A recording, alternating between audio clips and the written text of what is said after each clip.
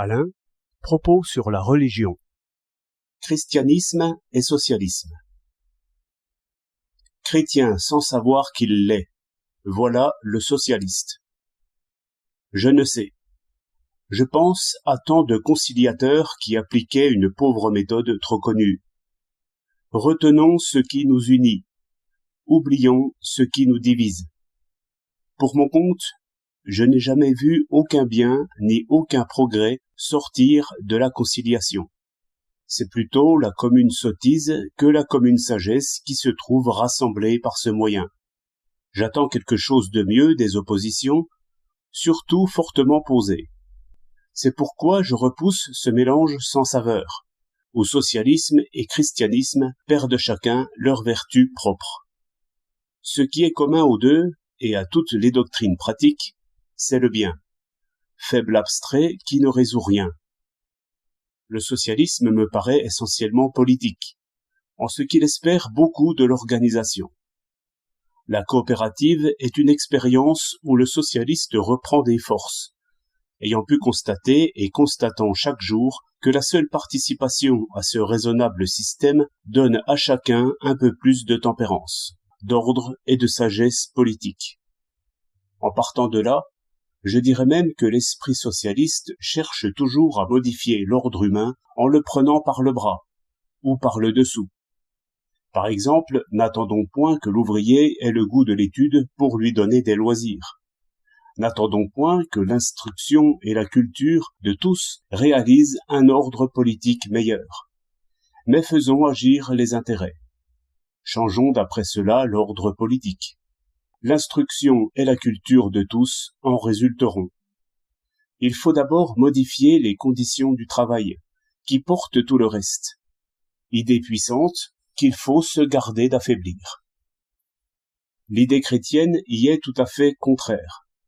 L'organisation politique est, selon le chrétien, toujours médiocre, souvent mauvaise, parce que l'esprit en chacun marche tête en bas.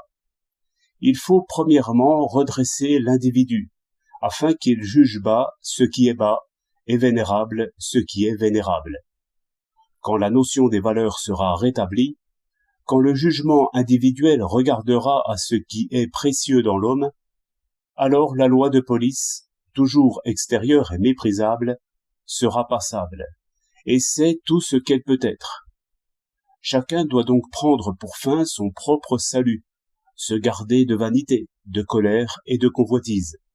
Ainsi, mettant l'ordre en lui-même, il travaillera à changer l'ordre politique autant qu'il peut.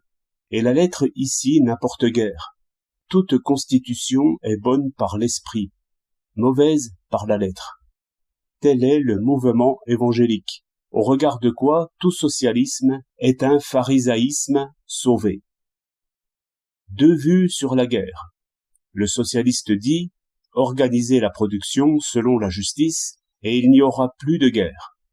L'évangéliste dit « Que chacun soit pacifique en esprit et en vérité et il n'y aura plus de guerre ». Et il est assez clair que le socialisme porte la guerre en lui-même par les passions, comme on le reconnaît dans le moindre discours. Oui, même contre la guerre, c'est encore une guerre que mène le socialisme, par ses masses bien rangées. Il est assez clair aussi que l'évangélisme ne peut rien contre la guerre, faute d'organisation. Il fait appel à l'individu, à la justice intime, à la charité intime. Il ne peut donc rien espérer de la force. L'évangélisme n'a point d'armée. L'opposition étant ainsi rétablie, on peut espérer quelque idée réelle qui la surmontera. L'idée catholique, considérée par rapport à l'idée chrétienne, était un essai d'organisation selon l'esprit. Nous en sommes au point où il faut que l'esprit socialiste et l'esprit catholique s'unissent. La vraie critique des deux consistera dans cette union. En quoi belle et efficace, en quoi insuffisante, c'est ce que montrera l'histoire. 7 décembre 1921.